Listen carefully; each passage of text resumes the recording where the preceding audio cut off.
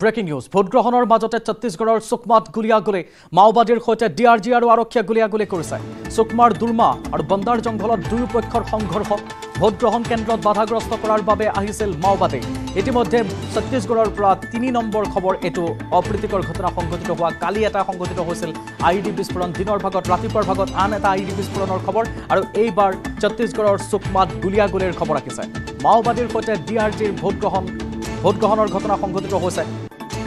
ভোটগ্ৰহণ কেন্দ্ৰত বাধাগ্ৰস্ত কৰাৰ বাবে মাওবাদীৰ লোকসকল আহিছিল বুলি জনা গৈছে। ভোটগ্ৰহণৰ মাজত ছত্তীশগড়ৰ সুকমাত গুলিয়াগুলি হৈছে। ডিআৰজি আৰু আৰক্ষীৰ গুলিয়াগুলি সুকমাৰ দুৰ্মা আৰু বন্দাৰ জংঘলত দুয়োপক্ষৰ সংঘৰ্ষ ভোটগ্ৰহণ কেন্দ্ৰত বাধাগ্ৰস্ত কৰাৰ বাবে আহিছিল মাওবাদী।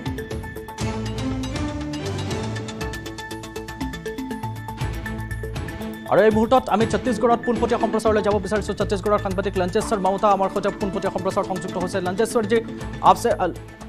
लंजेवर जी आपसे जानना चाहूंगा, ये फिलहाल तीसरा अटैक है।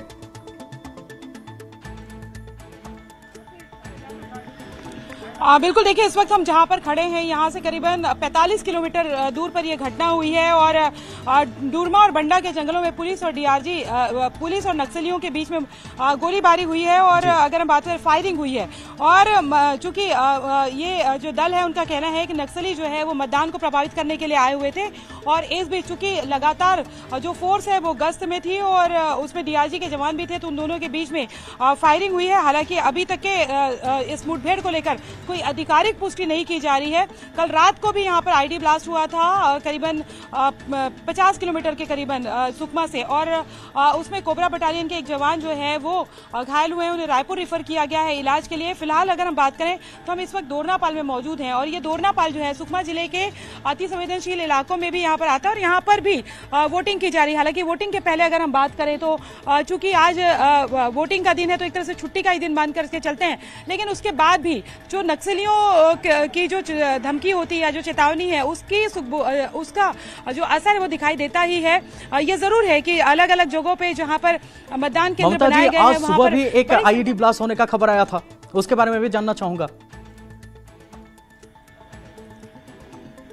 बिल्कुल देखिए, वो अल सुबह वही उसी के बारे में मैंने बताया था जिसमें कि कोबरा बटालियन के जो जवान है वो घायल हो गए और उनको रायपुर रेफर किया गया है इलाज के लिए। लेकिन अगर दूसरी तरफ अगर बात करें और थोड़ी देर पहले फायरिंग की खबर आई है यहाँ से करीबन वो जो अप्रोक्सीमेट 45 किलोमीटर वहाँ जगह बताई गई है और वहाँ पर बंडा जो जगह है वहाँ पर फायरिंग की बात कही जा रही है। हालांकि इस फायरिंग में कोई घायल हुआ है या नहीं इसको लेकर कुछ बताया नहीं जा रहा है। इनफैक्ट ये जो फायरिंग है उसकी भी कोई आधिकारिक पुष्टि नहीं की जा रही है। हम इस वक्त मौजूद हैं दोरनापाल में और दोरनापाल में जो है वो यहाँ पर मतदान कराया जा रहा है और यहाँ पे अगर आप बात करेंगे, मैं एक बार अपने कैमरा पर्सन से कहूंगी कि वो जो पूरा जो आप देखेंगे दोरनापाल का इलाका जो है वो एक अनकहा सा सन्नाटा जो है वो जरूर आपको यहाँ पर महसूस होगा। लेकिन उसके बीच मतदान में कोई रुकावट तो नहीं हुआ इसके कारण ममता जी? देखिए, मतदान में फिलहाल अगर हम बात करें तो ऐसी कोई रुकावट की बात सामने नहीं आई है, लेकिन ये जरूर है कि फोर्स को अलर्ट कर दिया गया है और जगह जगह पर नक्सलियों ने अगर पहले भी चेतावनी दी थी और उसको लेकर अगर हम बात करें तो हर जगह पे आप जिस तरह से हमने तस्वीर दिखाई थी न्यूज़ 18 के जरिए कि किस तरीके से जो फोर्स है वो जगह जगह पे चेकिंग की जा रही है, सर्चिंग की जा रही है और जो मतदान दल है उसको भी प्रॉपर सिक्योरिटी के बीच में भिजवाया जा रहा है। जो प्रत्याशी हैं वो एक बड़ी सिक्योरिटी के बीच में लोगों के बीच में जो है वो अपना मतदान केंद्रों तक के प्रचार प्रसार करने के लिए जा रहे हैं। अभी तक के अगर हम बात करें तो मतदान प्रभावित होने की कोई खबर जो है फिलहाल नहीं आई है, लेकिन जब इस तरह की घटनाएं होती है तो कहीं ना कहीं जो है एक थ्रेट जो है वो तो कम से कम लोगों के बीच में आ जाता है। लेकिन जो लंबी लंबी कतारें हैं महिलाओं की, जो पुरुषों की लंबी लंबी कतारें हैं, तो जाहिर तौर पर ये जो कतारें हैं ये कहीं ना कहीं लोकतंत्र की खूबसूरती भी है।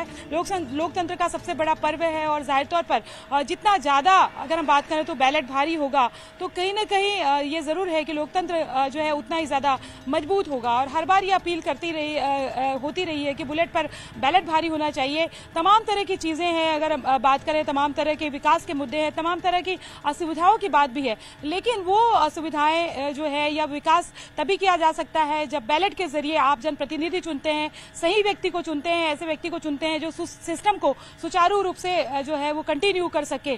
तो जाहिर तौर पर हम इस वक्त सुकमा जिले में मौजूद हैं और पूरा जो इलाका है वो संवेदनशील इलाके में आता है। यहाँ पर कांग्रेस से कवासी लकमा खड़े हुए हैं, बीजेपी से सोयम मुका खड़े हुए हैं और मनीष कुंजाम सीपीआई से खड़े हुए हैं और अलग अलग जो निर्दलीय भी खड़े हुए हैं। लेकिन इसके बीच में अगर हम बात करें तो मतदान केंद्रों में लंबी लंबी कतारें लगी हुई है। जी लांजेवर जी, धन्यवाद आपका।